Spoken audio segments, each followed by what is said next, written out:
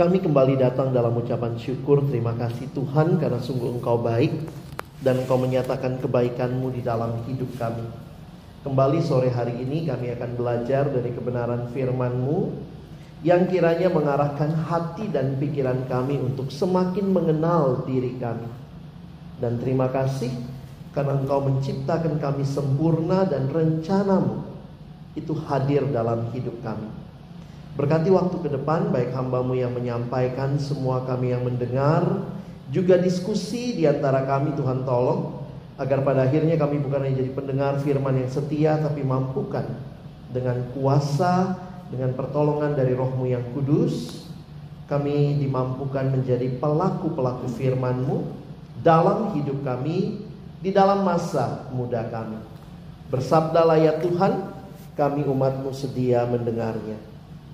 Dalam satu nama yang kudus, nama yang berkuasa, nama Tuhan kami Yesus Kristus, Sang Firman yang hidup, kami menyerahkan pemberitaan firman-Mu. Amin. Shalom. Selamat sore teman-teman sekalian. Ya, tadi begitu bicara definisi-definisi gitu ya, saya aja bingung gitu. Karena benar ya, yang namanya hati kita dan motivasi kita ketika kita mengatakan sesuatu, sebenarnya cuma Tuhan yang tahu dan kita sendiri.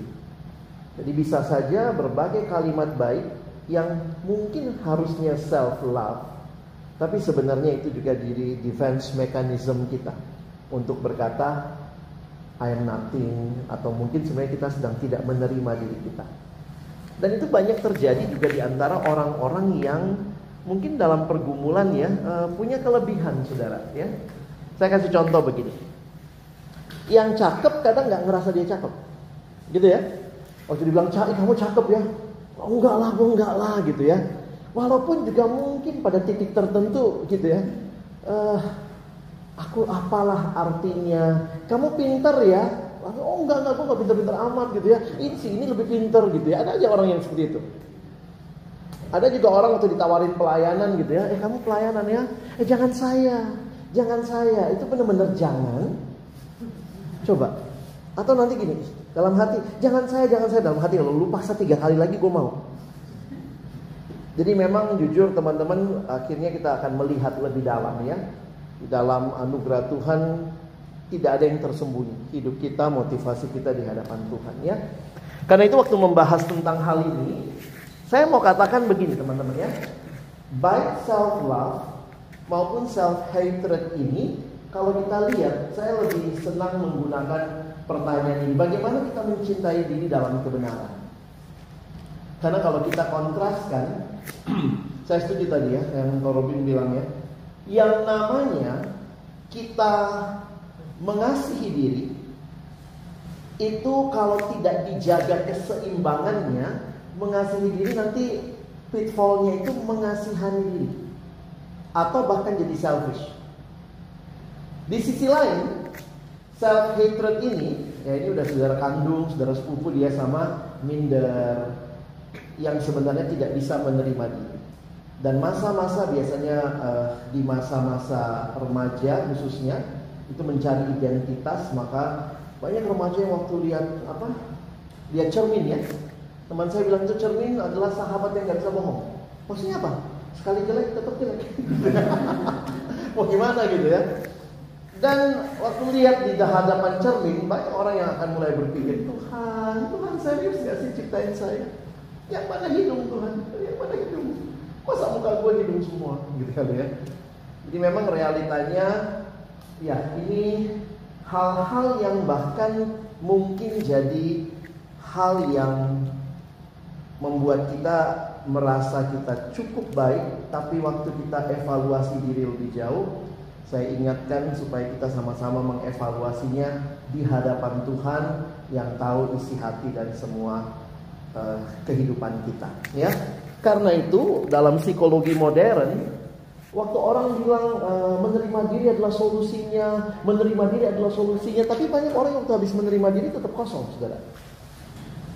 Karena bagi saya bukan cuma menerima diri, kuncinya bukan cuma menerima diri. Kita harus maju lebih jauh lagi mengenal siapa yang menciptakan kita, menerima Dia di dalam hidup kita. Jadi bukan menerima diri saya pikir satu-satunya solusi kehidupan. No.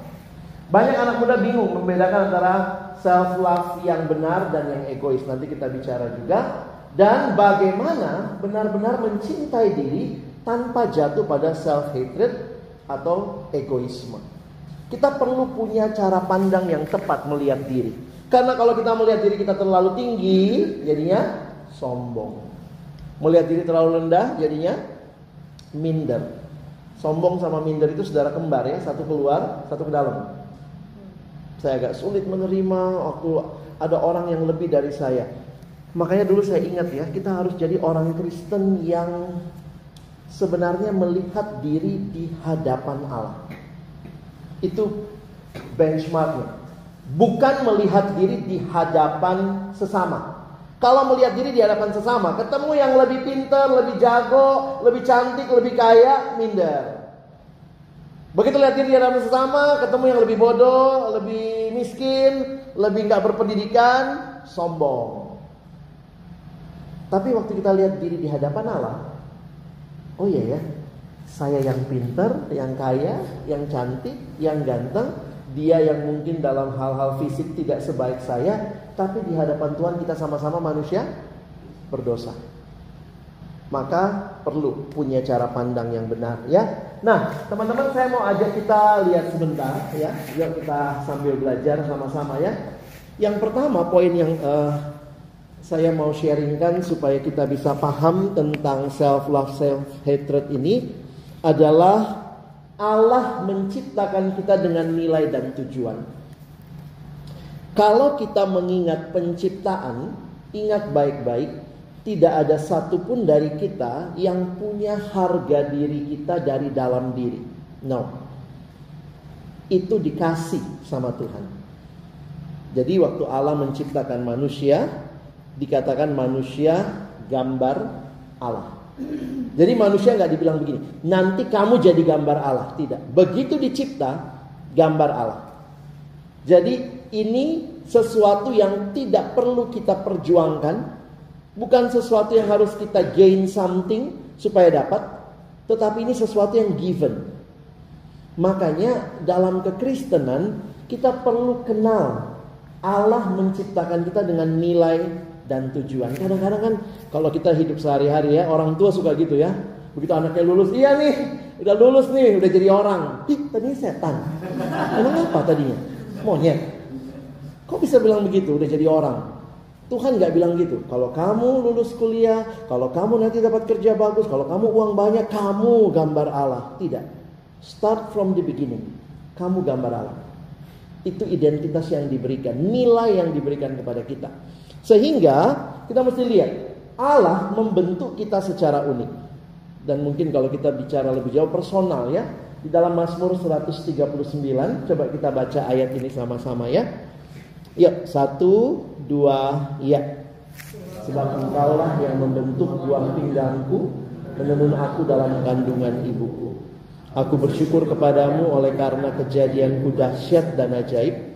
Ajaib apa yang kau buat, dan jiwaku benar-benar menyadarinya. Tulang-tulangku tidak terlindung bagimu ketika aku dijadikan di tempat yang tersembunyi, dan aku direkam di bagian-bagian bumi yang paling bawah. Matamu melihat selagi aku bakal anak, dan dalam kitabmu semuanya tertulis hari-hari yang akan dibentuk sebelum ada satupun daripadanya. Allah pencipta yang memberikan nilai bagi hidup kita, memberikan tujuan bagi hidup kita, karena dia menciptakan kita unik dan personal.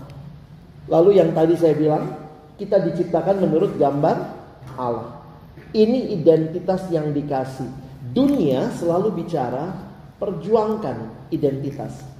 Kalau kamu kerja baik, kamu dapat identitas. Wah, karyawan teladan. Kamu kerja dengan baik, achieve something, oke. Banyak ada yang jadi gold, ada yang jadi diamond, begitu ya, istilah-istilah dalam dunia bisnis ketika kita achieve something. Tapi kekristenan berbicara Allah memberikan identitas start from the beginning. Ya, coba kita lihat sama-sama ayat 26 dan 27. Laki-laki baca 26 ya, Kejadian 1:26, perempuan baca 27 ya. Laki-laki mulai duluan karena kami dicipta lebih dulu. Benar ya? Maaf ya. Oke, laki-laki mulai. 1, 2 ya. Berfirmanlah Allah, baiklah kita menjadikan manusia menurut gambar dan rupa kita, supaya mereka berkuasa atas ikan-ikan di laut dan burung-burung di udara, dan atas ternak, dan atas seluruh bumi, dan atas segala binatang melata yang merayap di bumi. Maka Allah menciptakan manusia itu menurut gambarnya. Menurut gambar Allah diciptakannya, dia laki-laki dan perempuan diciptakannya mereka. Saya mau mulai dari seperti Pertamina ya, mulai dari nol ya Pak. Supaya kita tahu ini titik nol kita.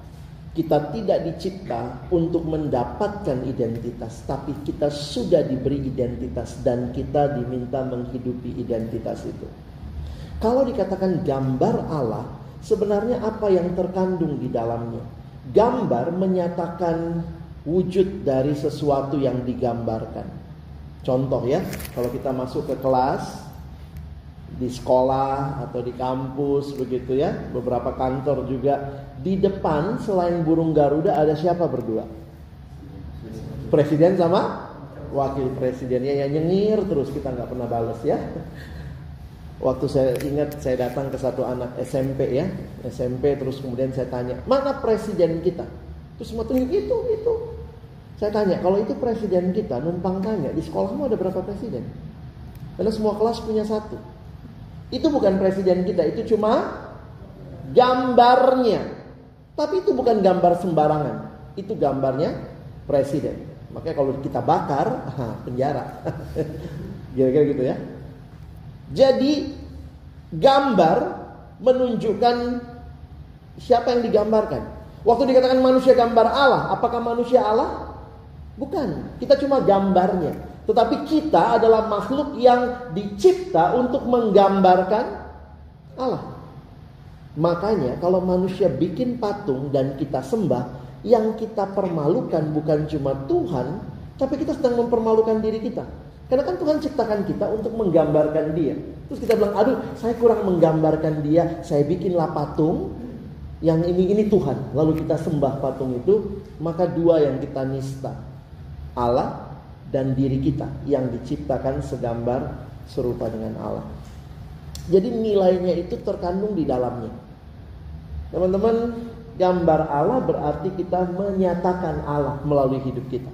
Sudah ada yang lihat hidupmu? Lalu hidup lu Allah banget sih? Belum ada? Belum? Kalau orang lihat hidup kita, dasar lu anak setan. Nanti setan banget kita ya. Harusnya kan kita Allah banget dong. Kita dicipta segambar dan serupa dengan Allah, teman-teman ya.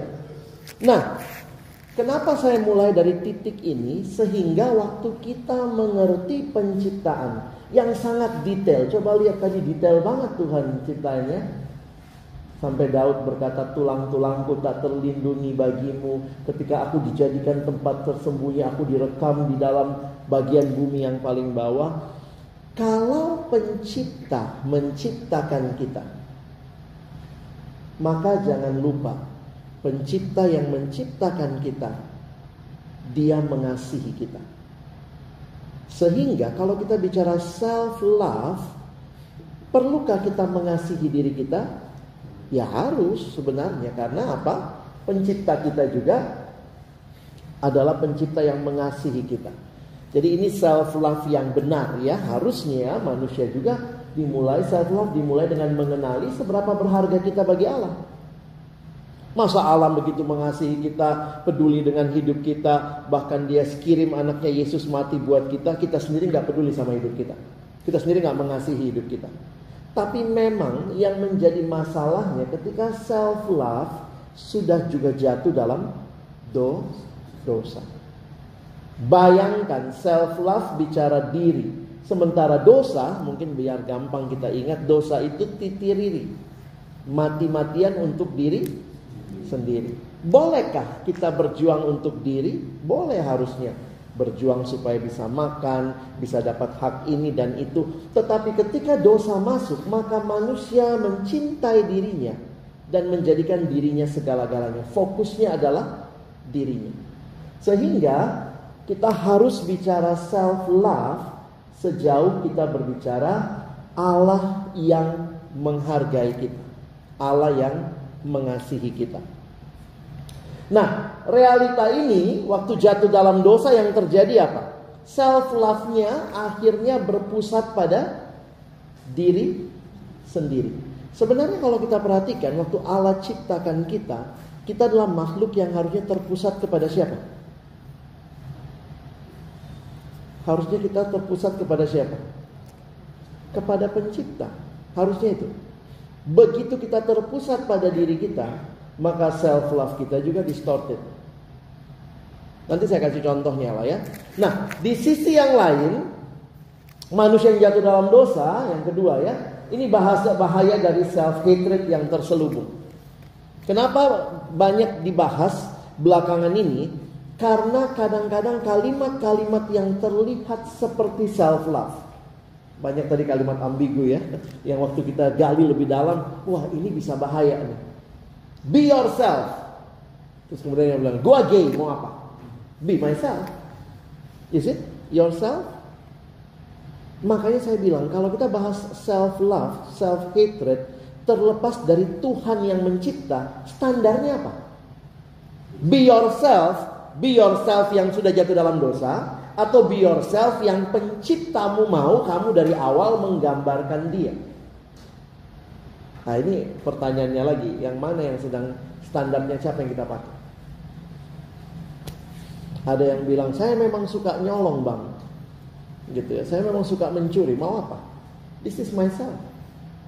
Is it? Tapi pertanyaan bagi saya, hati-hati ya dengan itu ya. Apalagi kalimat sekarang tuh, follow your heart, ikuti hatimu. Hatiku pengen mukul dosen itu deh. Follow your heart. Hatimu sudah jatuh dalam dosa. Di Alkitab tidak ada kalimat follow your heart. Yeremia 17 mengatakan betapa liciknya hati. Jadi di Alkitab not follow your heart, follow God's word. Ikuti firman Allah. Jadi memang ngeri sekali ketika self love kemudian standarnya adalah diri. Follow my heart, ikutin aja apa yang gue mau. Inilah diri gue. Diri yang seperti apa? Diri yang Tuhan cipta awalnya, atau dirimu yang sudah mengikuti hawa nafsumu karena sudah jatuh dalam dosa. Ya, sehingga waktu bicara self love, apalagi jangan-jangan self love untuk mencintai diri yang sudah jatuh dalam dosa, lalu kita pikir ya nggak apa-apa lah. Saya pernah layani satu anak yang punya pergumulan tentang LGBT. Nah mungkin ya saya juga berusaha mengasihi dia kan. Saya belajar terima dia walaupun tidak setuju dengan apa yang dia lakukan. Tapi akhirnya dia jadi kayak merasa, iyalah saya mau mencintai diri saya. Mencintai dirinya dia adalah, ya sudah saya memang begini. Terakhir malah gini, kok coba dia lihat nih foto-foto cowok ini, yang mana bagus buat gua Koko? Kalau Koko sayang sama gua, Koko mesti cariin gua yang pas supaya gua bisa tenang. Terus saya dikasih beberapa foto-foto om-om mana gitu. Saya sampai mikir, ya ampun, is this self love? Gua nggak mau hidup dalam kemunafikan kok. Inilah gua apa adanya. Oke? Terus dia mencintai dirinya, dia minta dicariin cowok yang sesuai dengan yang dia mau. Bahkan saya yang nerima dia pun diajak untuk memilihkan cowok untuk dia. Jadi saya pikir, wah ini udah bukan self love ini, self lust. You know the difference love and lust. Love itu kasih, lust itu nafsu. Hati-hati, ternyata kita sedang taming our lust.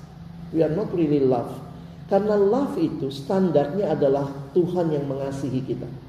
Dan karena Tuhan mengasihi kita, dia gak mau kita dalam dosa. Dia utus anaknya. Maka waktu kita mengasihi diri kita, jangan mengasihi diri supaya lebih menikmati dosa. Itu bukan self love yang Tuhan rancangkan. Ya.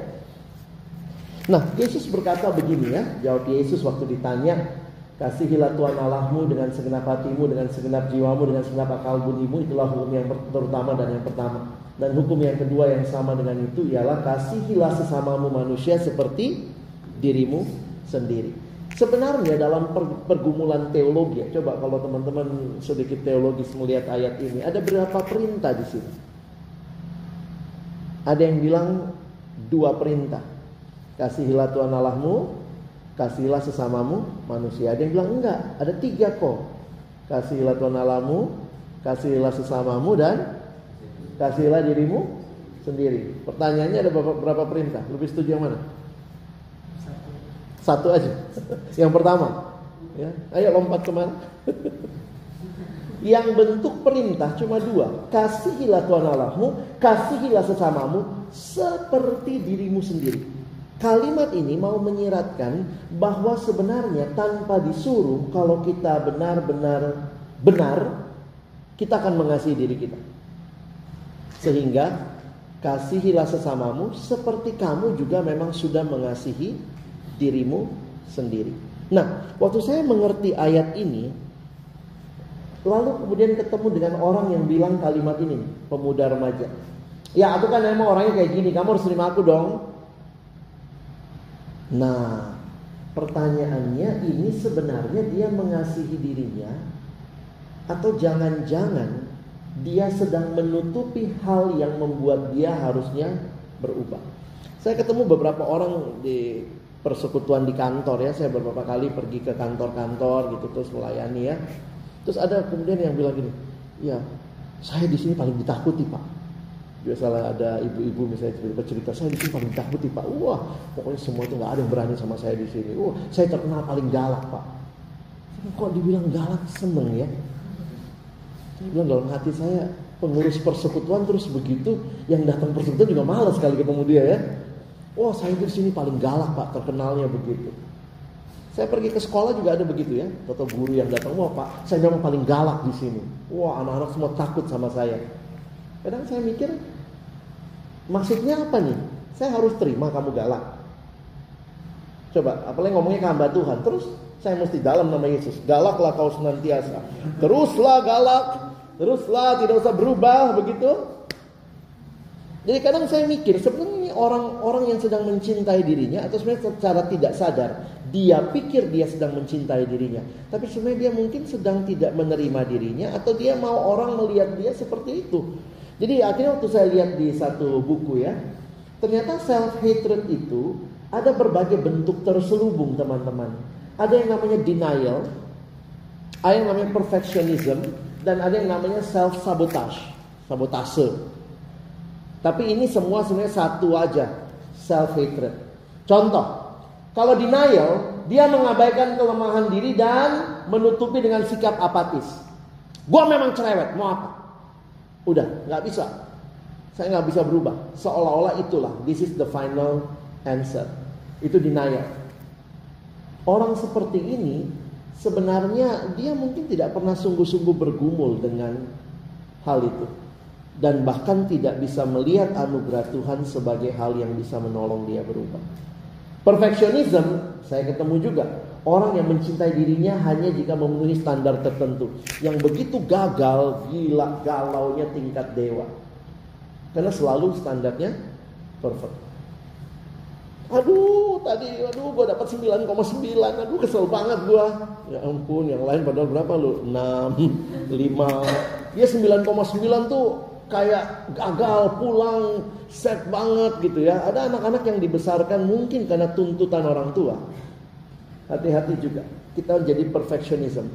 Sehingga satu sisi begini, betul dia tidak sempurna dapatnya, tapi kalaupun dia dapat 10, terus kepuasannya di mana? Bagi saya, ketika dia melihat ada hal-hal yang harusnya dia belajar syukuri, bisa dapat nilai segitu. Tentu bukan untuk berpuas diri, tapi untuk memacu diri. Tapi hati-hati dengan perfectionism, ini banyak membuat orang depresi. Ya. Terakhir, self sabotage, merusak diri sendiri karena merasa tidak layak. Kalau ketemu dengan remaja juga sekarang begitu ya. Dalam satu retret tiba-tiba kumpul habis KKR malam, terus saya tanya sharing-sharing apa yang kamu dapat, ada nggak yang mau didoakan. Tiba-tiba ada satu anak, kami waktu itu 10 orang sharing ya, di pojok dia. Jadi saya dari jauh gitu, gelap, suram-suram gitu ya. Aduh udah ngantuk, apa yang mau didoakan dek? Papa mama saya pengen bunuh mereka. Aduh, saya kaget juga di retro lu pengen bunuh papa mama lu gitu ya. Serem juga. Ternyata dalam kepedihan, kepahitan, emosi yang meluap, dan akhirnya saya tahu dari gurunya, dia memang punya dendam sama papa mama yang diambang perceraian, sehingga akhirnya dia merasa dia tidak dipedulikan, ditinggalkan sama neneknya, dan dia pakai sweater panjang ya. Ternyata di sini sudah dia menyakiti dirinya. Saya tanya sama gurunya, kenapa dia menyakiti dirinya? Dia bilang gini, dia udah gak bisa nangis. Dia gak bisa lagi rasa-rasa sakit karena udah kebal banget sama situasi hidup. Sehingga kadang-kadang untuk bisa nangis, dia silet dirinya. Supaya waktu ada rasa sakit itu, malah tidak dia berasa sedikit netes, dia agak puas. Tapi akhirnya tetap, itu kan cuma sebentar ya rasa sakitnya. Nanti kemudian dia silet lagi sehingga ini penuh siletan. Dia membenci sebenarnya dirinya, dia membenci kondisinya, sehingga muncul denial, muncul perfectionism karena merasa tidak pernah mencapai standar, bahkan self-sabotage. Saya harap sih teman-teman gak ada yang sampai begini ya. Ya mungkin kita paling banyak denial ya, menutupin diri. Semua bentuk ini adalah ketidakseimbangan dalam melihat diri sesuai dengan perspektif Allah. Jadi coba identifikasi dan bawalah kebencian dirimu kepada Allah. Mesti kita kenali ya. Nah ada memang praktis-praktisnya dalam satu buku yang saya baca. Saya kaget juga ya. Belajar praktek menerima diri sendiri. Ini dilakukan di rumah ya, jangan di lapangan ya. Masuklah ke dalam kamar, telanjang, buka baju, lihat dirimu di hadapan kaca. Ternyata kita nggak banyak loh yang siap menerima lihat diri kita telanjang di hadapan kaca. Bukan untuk foto-foto ya, tapi kemudian dia bilang, lihat dirimu di hadapan kaca, adakah bagian tubuh yang tidak kamu sukai? Karena bisa jadi kita self-hated. Gue males banget. Kenapa? Ya, saya masa remajanya agak galau ya. Karena dari keluarga, kemudian saya sekolah di sekolah swasta. Lalu yang menarik adalah saya yang paling banyak bulunya. Ya. Ini apa? Rambut lah ya, nggak bisa bilang bulu ya. Teman saya sampai bercandanya gini, lihat tangan lu Lex, telat lahir 5 menit lu jadi kemoceng. Itu tuh cukup lama berbekas. Sehingga waktu saya SD, akhirnya saya nggak terima adalah saya yang paling banyak bulu kakinya dibanding teman saya. Nah teman satu kelas itu nggak ada bulu kakinya. Saya kelas 6 SD udah banyak. Apa yang saya lakukan? Cukur. Teorinya makin dicukur, makin numbuh. Itu tertekan banget gitu. Tapi waktu saya lewati masa remaja kan belum banyak seminar-seminar. Jadi kita waktu itu ya sudahlah, bulu kaki tumbuh cukur, bulu kaki tumbuh cukur. Begitu sampai SMA, saya masuk SMA negeri, lucunya beda lagi. Habis olahraga, laki-laki di kelas pamer-pamer siapa yang terbanyak bulu kaki. Jadi kadang saya mikir, bodoh banget gue potong-potong waktu itu ya, kalau enggak gue juara nih gitu ya. Sampai teman saya dia ranking 1, saya ranking 2 ya. Teman saya nomor 1 itu dia dipanggil Rabul, Raja Bulu. Tapi ternyata itu masa-masa yang saya sendiri gak terima fisik saya. Dan saya juga gak terima kenapa orang tua saya, papa saya bulunya banyak juga, itu makanya turun ke saya. Jadi itu kadang-kadang coba lakukan exercise itu di rumah ya. Lihat fisikmu, adakah bagian yang kau gak terima? Ternyata bisa jadi kita gak terima kita gendut. Yang kurus pun gak terima dia kurus. Itulah manusia ya. Yang rambutnya lurus pengen keriting. Yang rambutnya keriting pengen lurus, lucu. Di Indonesia bagian timur rata-rata rambut keriting. Paling banyak salon meluruskan rambut. Tuh. Di Indonesia bagian barat rambut rata-rata lurus. Banyak salon keritingin rambut. Lucu. Rambut hitam mau cat pirang. Yang pirang mau hitam. Jauh-jauh dari luar negeri ke Bali tanning dia. Weh, hitam ya. Kita mau keluar dikit sunscreen. Wah, sunblock pakai payung. Aduh, jangan-jangan ada banyak hal yang kita benci. Nggak usah bilang dulu, saya benci gimana. Jangan-jangan kita bahkan fisik kita nggak terima. Ya, waktu saya baca buku itu ya, telanjang di depan kaca, lihat bagian mana yang kau nggak terima, bagian mana yang kau syukuri. Sampai kadang-kadang itu berpengaruh pada foto ya. Saya angle kiri. Saya angle kanan. Ya ampun. Terakhir, self love dalam perspektif Kristiani ya. Habis ini kita bisa sharing. Self love penting, tapi harus mengarah pada kasih kepada Allah dan sesama. Saya kasih contoh begini. Sekarang saya banyak ketemu di pelayanan yang bicaranya self love, bukan self hatred sih, tapi biasanya bilang gini, gue mundur dulu dari pelayanan ya, gue butuh me time 2 bulan. Itu rata-rata nggak balik. Pengalaman saya begitu. Kenapa? Karena dia sedang tidak mengerti self love dengan baik. Jadi hati-hati, kita bicara self-love, tapi selfish itu sangat dekat. Apa tujuan kita self-love? Kita mengasihi diri kita, kita merawat diri kita. Sebenarnya tujuannya adalah supaya saudara dan saya semakin mengasihi Allah lebih baik dan semakin mengasihi sesama lebih baik. Kalau self-love itu berujung kepada kita menikmatinya dan tidak mau melayani, tidak mau lagi untuk memberi diri bagi Allah dan sesama, sebenarnya itulah selfish. Sekarang semua pakai istilah me time. Ini me time. Saya dalam pelayanan saya bilang, kalau kamu memang butuh me time silakan. Tapi untuk apa? Supaya kalau kamu lebih segar, kamu kembali pelayanan. Kamu lebih segar, kamu kembali ikut Tuhan sungguh-sungguh. Tuhan tidak mau kita jatuh ke dalam selfish, dan dunia mempromosikan selfish, egois untuk diri sendiri. Kristen self love adalah langkah awal untuk semakin mengasihi Allah dan semakin mengasihi sesama. Jadi saya kasih warning ya, self hatred tentu tidak baik, tapi self love ini bisa jadi jebakan Batman juga. Waktu kita bilang self love tapi ternyata ujungnya egois ya. Dan terakhir, mencintai diri berdasarkan kasih Allah. Yuk kita lihat ayat ini ya. 1 Yohanes 4 ayat 19, kita mengasihi karena Allah lebih dahulu mengasihi kita. Jadi teman-teman, waktu kita diminta self love, kan ayatnya begini, kasihilah Tuhan Allahmu, kasihilah sesamamu. Saya jadi mikir gini, kenapa kita diminta mengasihi Tuhan Allah? Sementara di sini dikatakan bukan kita yang duluan mengasihi Allah. Allah yang duluan mengasihi kita. Maka ingat, kasih Allah itu memberikan identitas bagi kita. Dari mana identitas kita? Dari Allah yang mengasihi kita. Karena itu, untuk bisa menilai, mencintai diri berdasarkan kasih Allah, bangun relasi dengan Allah. Kita butuh relasi dengan Allah untuk bisa tetap self love yang tidak jatuh dalam egois. Self love untuk mencintai diri dengan benar ya. Nah, sebagai penutup, coba evaluasi bagaimana caramu mencintai diri selama ini. Apa yang biasanya kita lakukan untuk mencintai diri kita selama ini? Apakah itu makin mendekatkanmu pada Allah, atau jangan-jangan itu membuat kita makin egois? Dan apa langkah konkret mencintai diri secara sehat dan berbuah? Karena kita nggak mau self hatred, maka kita self love. Tapi Koko kasih batasannya. Hati-hati self love yang makin egois.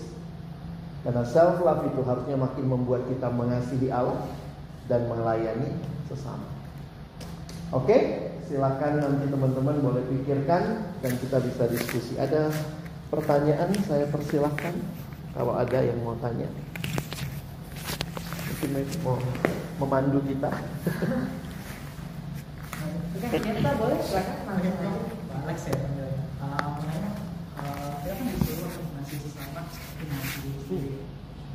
Sebetulnya urutannya kita mengasihi diri kita dulu atau kita mengasihi orang lain dulu? Urutannya ada pertanyaan begini, duluan mana telur atau ayam? Allah menciptakan ayam kayaknya ya. Pada mulanya Allah menciptakan hewan-hewan gitu. Sebenarnya kalau kenapa saya buka ayat ini tadi, sebenarnya logika awalnya bukan mengasihi diri dulu baru mengasihi sesama, tapi sebenarnya harusnya kita menerima dulu kasihnya Allah. Jadi lihat urutannya. Bukan kita yang mengasihi Allah. Jadi Yesus kan bilang gini, kasihilah sesamamu. Tapi bagaimana saya bisa mengasihi sesama? Yohanes bilang begini, bukan kamu yang duluan mengasihi Allah. Oh, berarti saya tidak akan mungkin mengasihi Allah, saya tidak akan mungkin mengasihi sesama, saya pun tidak akan mungkin mengasihi diri saya dengan benar tanpa pertama dan terutama kita terima dulu kasihnya Allah. Nah, kekristenan anugerah, kita terima dulu kasihnya Allah, barulah kita bisa mengasihi Dia, mengasihi sesama, dan bahkan diri kita. Nah, saya tidak melihat dalam hal ini mana yang duluan mana.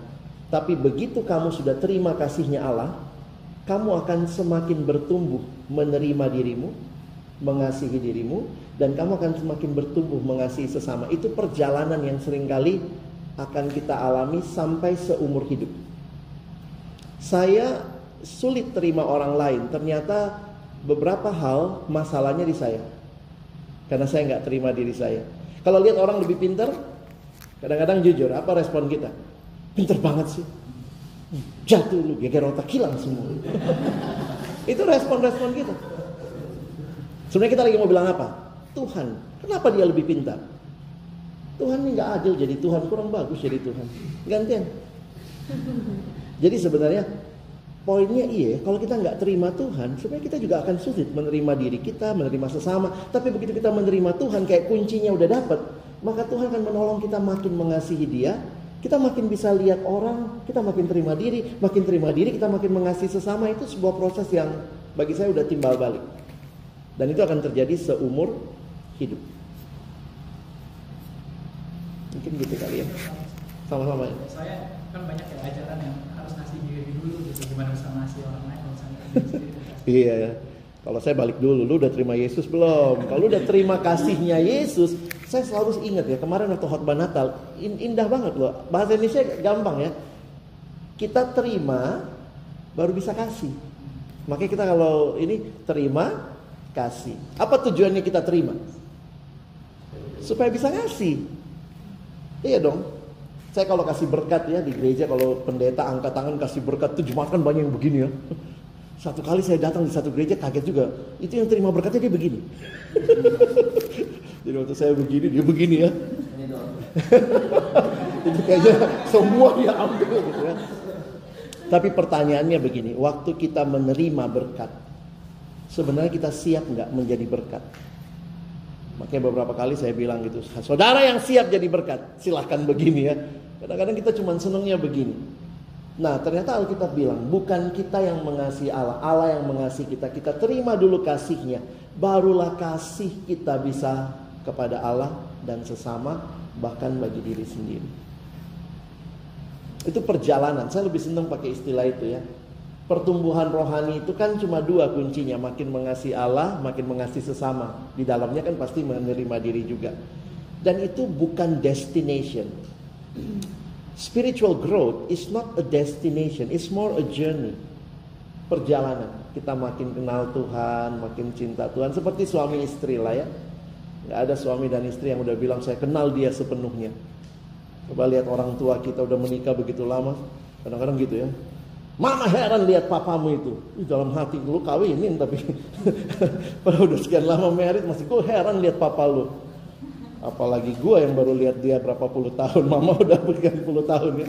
Jadi memang itu perjalanan ya. Kita belum pernah kenal sedalam-dalamnya, tapi itu perjalanan yang indah. Oke, saya bertanya Pak. Iya silakan. Soal tadi kan kita misalnya di dalam hal remaja ya, atau mungkin seumuran saya juga. Kalau tadi lihat orang yang lebih hebat kan, biasanya tadi mungkin ada timbul rasa kurang suka, iri atau pengen seperti dia. Itu kan hal yang baik. Bagaimana sikap atau satu sikap aja, biarin aja. Dia memang hebat, dia memang kuat, dia di denial, nggak mau peduli, nggak mau tahu. Gua seperti ini aja. Sikap yang baik sebagai anak muda Kristen itu seperti apa sih? Melihat orang yang lebih hebat dan real di dalam komunikasi hidup dia, baik dalam pelayanan, dalam lingkungan sekolah, pekerjaan dia, kuliah. Thank you. Ini pertanyaan yang bagus banget karena ini real banget buat realita kita ya. Saya harus garis bawahi pertama, saya udah cari di Alkitab tidak ada ayat yang menyuruh kita membandingkan diri dengan orang lain. Yang ada adalah ayat-ayat yang meneladani. Teladanilah orang lain misalnya. Jadi membandingkan diri itu berujung pada kenapa dia punya itu, saya nggak punya itu. Tetapi meneladani itu memberikan kita semangat untuk menjadi atau melihat semangat dia, kita jadi ikut meneladani. Nah, karena itu kalau ditanya sikap apa yang harusnya kita miliki, saya pikir ini ya. Jadi memang Alkitab bicara dua hal. Ada yang namanya buah daging. Perbuatan daging. Menarik sekali di dalam Alkitab, Galatia pasal yang kelima, dikasih tahu tentang perbuatan daging.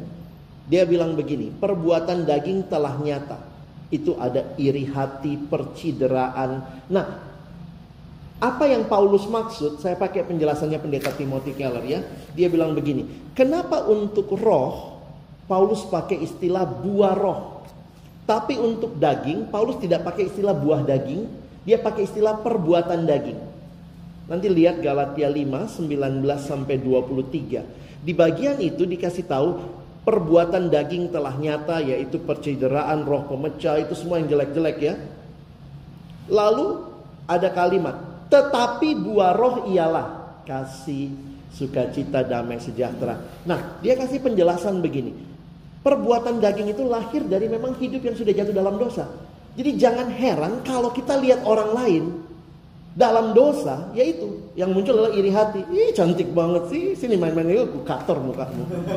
Itu kan, lihat yang cantik gitu, cantik itu. Terus sebenarnya kita bilang nggak lama itu, nanti peot turun gitu ya. Tapi sebenarnya apa? Kita kan sedang tidak terima dia, itu iri hati. Tetapi bagaimana supaya kita bisa punya kerendahan hati, sukacita, lihat orang punya apa kita nggak iri tapi sukacita. Paulus bilang itu buah roh. Maksudnya apa? Pendeta John Stott kasih ilustrasi begini. Dia bilang, saya bukan Shakespeare. Shakespeare itu penyair Inggris ya. Saya bukan Shakespeare. Saya nggak bisa nulis seperti Shakespeare. Tapi kalau rohnya Shakespeare masuk dalam diri saya dimampukan menulis sebaik Shakespeare.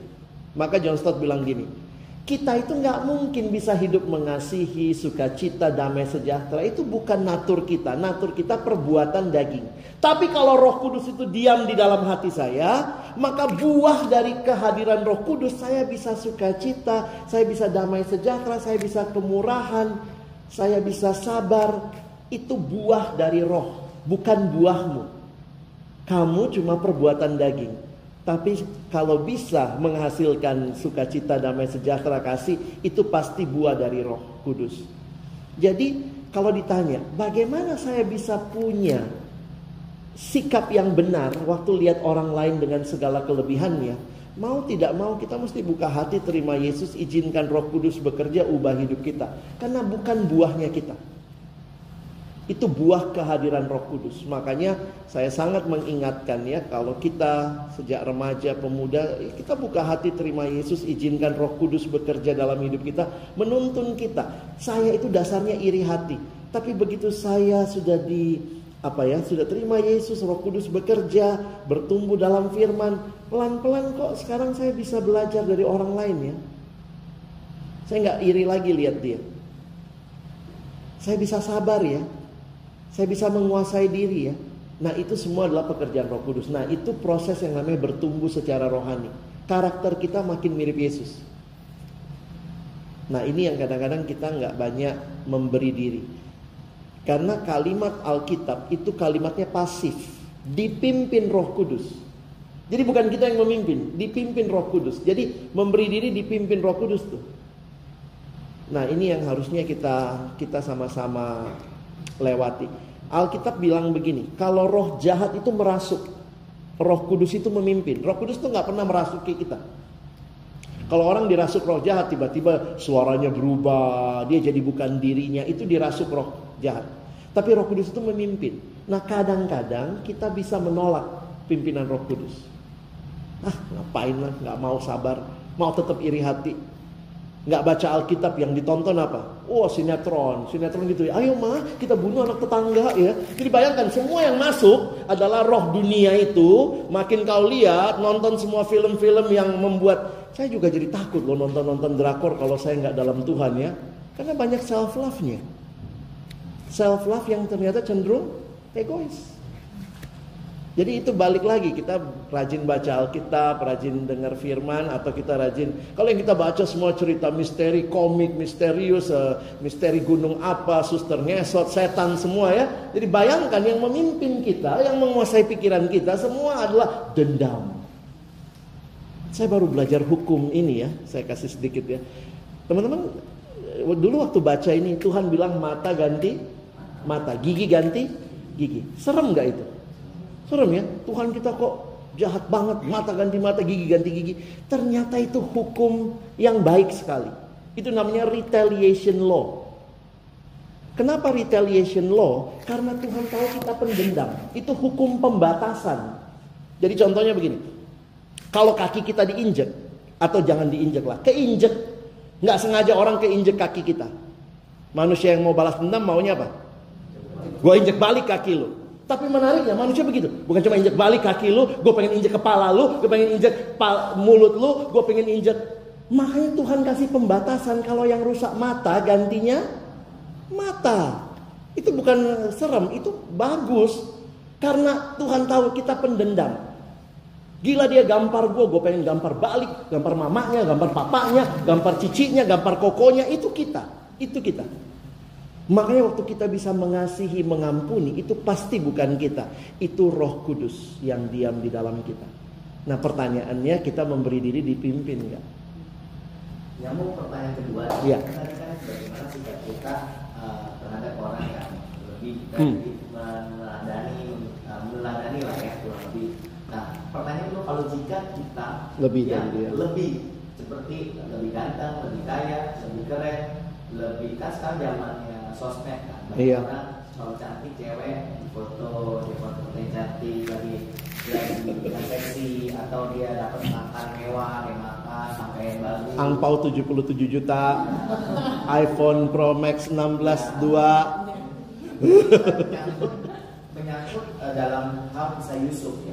Yusuf sebenarnya kan ganteng dan juga pastinya secara perawakan dan juga disayang sama papanya. Akhirnya timbulkan iri dalam keluarganya, dan Yusuf sempat menyombongkan diri, akhirnya dibuang kan ke sungai karena dia bilang dikasih jubah. Nah itu kan dia sendiri mungkin nggak tahu, atau dia tahu, saya juga nggak tahu.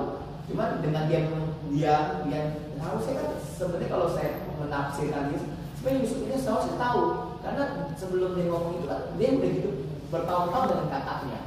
Tapi dengan dia memamerkan itu kan, harusnya kalau kayak saya berkeluarga kan, kita ada kode-kode nih dari kakak-kakak kita yang sebelumnya, bukan kasus itu doang yang pertama kali. Tapi dengan dia memamerkan jubah itu, akhirnya kakaknya puncak emosi, keluarga mau bunuh, akhirnya dimasukin sumur. Nah menurut saya itulah salah satu selfish atau jadi memamerkan diri dia sendiri. Dan di zaman sekarang, di zaman digital, era informasi, kan orang memamerkan. Kadang saya juga sebagai marketing dulunya sering memamerkan hasil pencapaian. Nah dalam hal batasan apa dan sikap kita sebagai orang Kristen dalam hal apa yang boleh dan tidak boleh, atau apakah itu berlebih atau tidak berlebih, atau itu nanti akhirnya menjadi batu sandungan, atau itu tidak baik atau jadi baik untuk memotivasi, itu kan banyak hal dan itu mungkin tafsir. Nah itu mungkin sikap yang baik sebagai kita anak Tuhan dalam hal menerima berkat, atau kita dikaruniai sudah diberkati dari cantik dari lahir, kaya dari lahir, itu seperti apa Bapak? Wah ini pertanyaannya tambah pusing saya. Apalagi dunia sosmed ya. Jadi ada yang bilang begini, ya sosmed kan buat flexing, buat dipakai gitu ya. Kalau ditanya batasannya, memang akhirnya saya harus katakan begini. Alkitab kasih 3 hal. Di dalam kitab 1 Korintus pasal 10, Paulus pernah bilang, baik kamu makan ataupun minum, lakukanlah untuk kemuliaan Allah. Sebenarnya kaget juga waktu baca itu ya. Receh banget, makan, minum untuk kemuliaan Allah. Berarti posting sosmed, apapun, pacaran, apa segala macam. Jadi kalau orang bilang makan untuk kemuliaan Allah, minum untuk kemuliaan Allah, pacaran untuk kepuasan diri, kayaknya nggak nyambung. Hal yang begitu simple untuk kemuliaan Allah. Maka pertama pikirkan untuk kemuliaan Allah atau tidak. Yang kedua, Paulus bilang gini, apakah itu membangun atau tidak? Nah ini balik lagi, bisa dimultitafsir kan. Untuk beberapa orang saya cerita begini nih supaya orang lain termotivasi.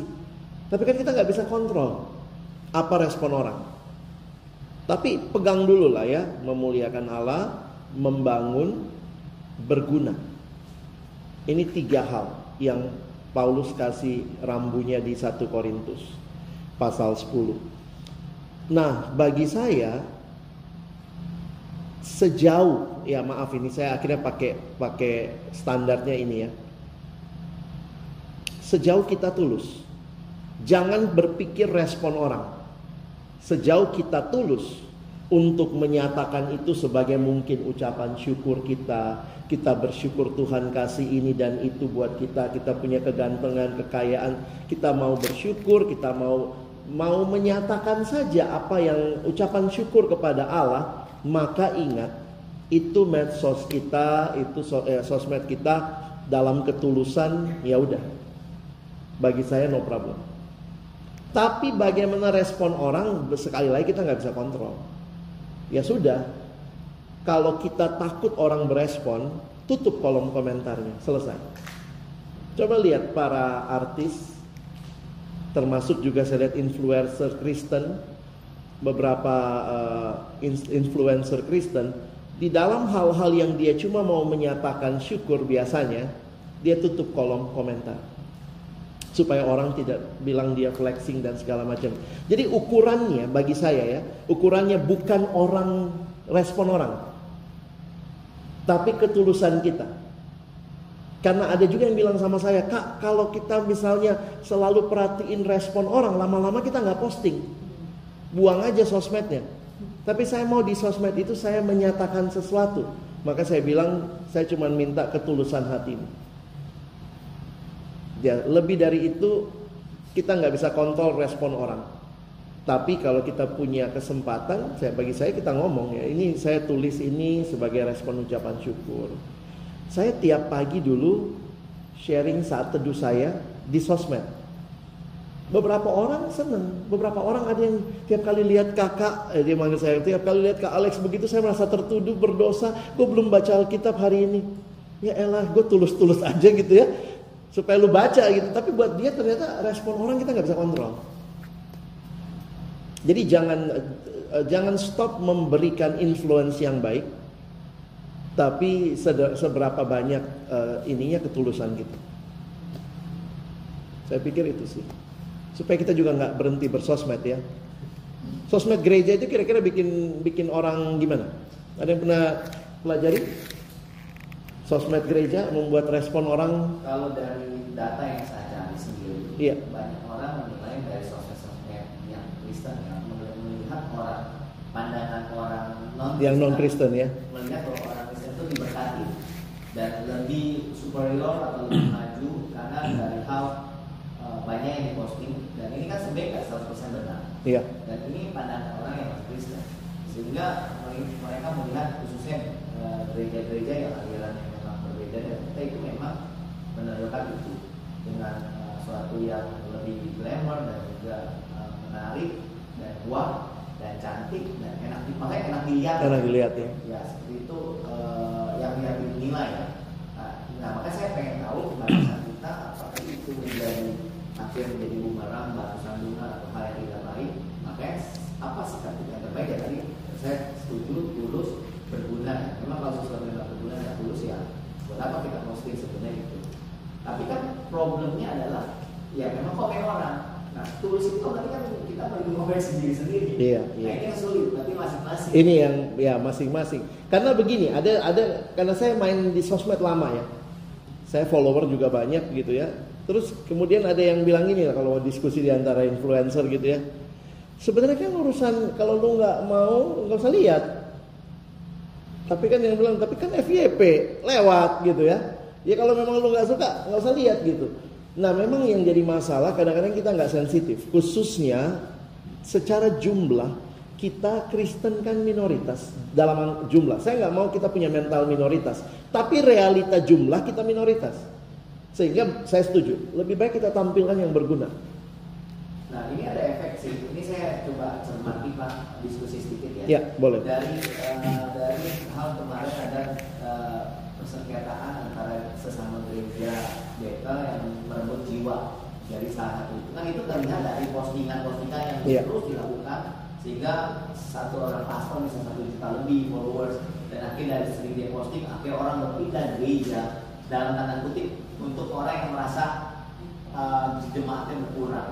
Nah karena postingan atau karena khotbah atau karena renungan atau karena ibadah, dan itu hal menimbulkan satu hal yang tidak baik. Jadi ada pertengkaran, perselisihan atau persaingan untuk jiwa yang berpindah. Ya kan? Karena memang yang satu memang menurut saya lebih baik dia menampilkan sosok yang baik menurut duniawi melalui digital yang baik, orang-orang literatur dan hal-hal yang dilakukan itu jauh lebih baik, sehingga memang yang dibutuhkan dunia saat itu akhirnya orang itu berpindah. Dan berpindah itu kan buat si yang berpindah itu merasa dirugikan. Tapi orang yang itu fine-fine aja, orang buat memang melakukan tulus misalnya dari itu. Tapi padahal sebenarnya kalau kita interpretasi apakah itu baik atau tidak baik ya? Contoh hal seperti itu Pak. Dalam hal itu kan terjadi persaingan. Nah, kalau sementara kayak saya, contoh saya ternyata saya seorang marketer. Gara-gara postingan saya memikat, akhirnya tempatnya sepi nih. Tempat saya ramai banget. Tapi saya urus saja merasanya seperti itu. Tapi apakah itu hal yang benar, baik dalam hal persaingan atau dalam konteks kekristenan, atau memang seperti apa yang harus kita lakukan gitu Pak? Dalam hal sosial media, karena itu menarik orang, memikat, dan mungkin dalam tanda kutip memanipulasi akhirnya. Saya belajar iklan waktu kuliah, dan iklan itu kan membuat sesuatu yang orang nggak butuh jadi butuh.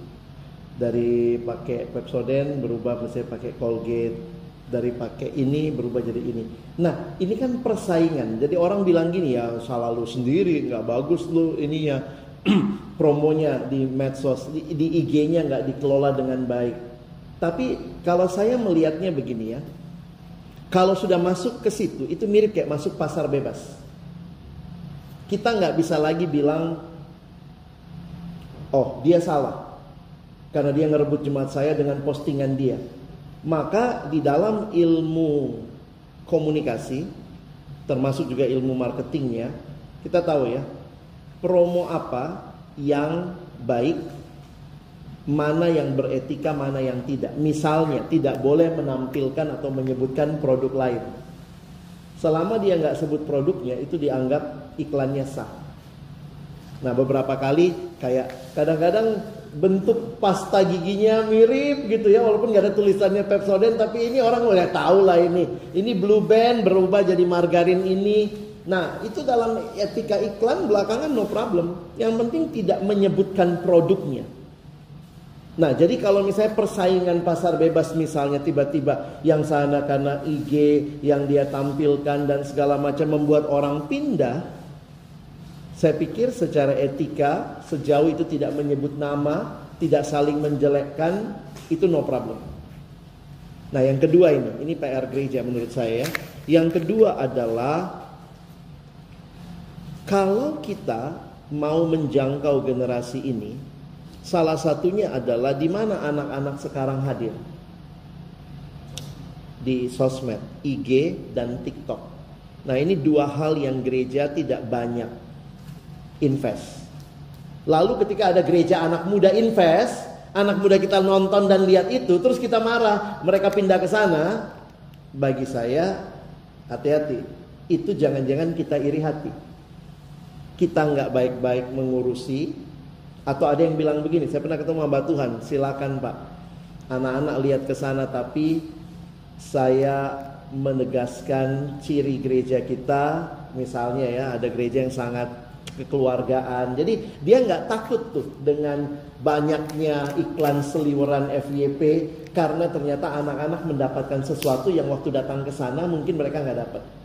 Jadi ini balik lagi nih, bagaimana sikap gereja. Kita harus, dia bikin IG, kita bikin IG juga. Dia bikin TikTok, kita bikin TikTok juga. Atau kita dengan jelas menguatkan apa yang kita rasa menjadi ciri khas gereja kita, yang membuat anak ini biarpun nonton 1000 kali ini FYP, tapi dia tetap ada di sini. Jadi kadang-kadang saya lihat juga ini ya, maaf ya, itu kalau udah masuk ke ilmu marketing gereja nih, kadang kita nggak lakuin, kita marah sama yang ngelakuin. Lu sih bagus banget iklannya sampai pindah deh orang gua. Lah, terus kemudian kita gara-gara itu. Nah, tapi yang ketiga, ini bagi saya PR gereja lagi ya. Coba berikan pendidikan soal sosmed. Saya pikir udah mesti masuk kurikulum gereja. Pikirkan entah di mana ya, khususnya untuk pemuda remaja. Ajak mereka untuk melihat yang, jadi kayak kasih tahu bahwa yang ada di sosmed itu bukan sepenuhnya realita.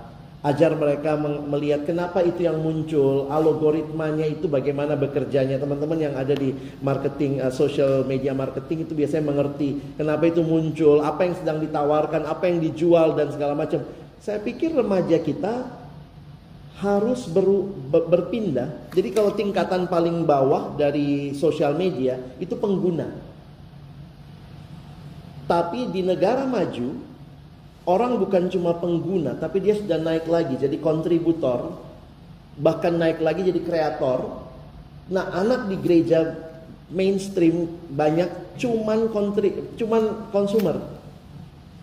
Nah, bagi saya itu kita mesti belajar ngajarin anak-anak, kamu punya IG, oke. Ngapain? Scroll.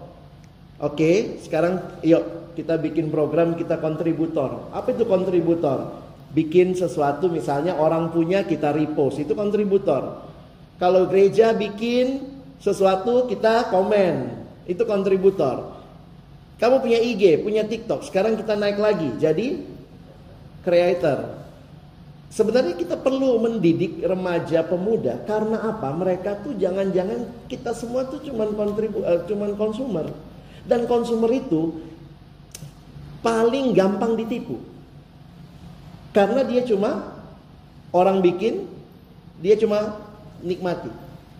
Nah, itu jadi saya lihat juga kayaknya gereja ketika kita sosmed, kita marah-marah, anak kita pindah segala macam, tapi kita sendiri nggak doing something, mendidik, kasih pencerahan, ajak mereka bikin konten, ajarin bagaimana buat konten. Nah, saya pikir kita mesti bergerak ke sana. Maaf, ini kalau mungkin saya mikirnya IG gereja isinya nggak tahu apa ya, pengumuman ibadah minggu, tema, pembicara itu. Jadi itu memang masih YouTube gereja isinya cuma khotbah yang panjang begitu ya. Kita mesti mulai membuat hal-hal yang kira-kira generasi ini akan bisa attach juga dengan hal-hal yang lebih baik.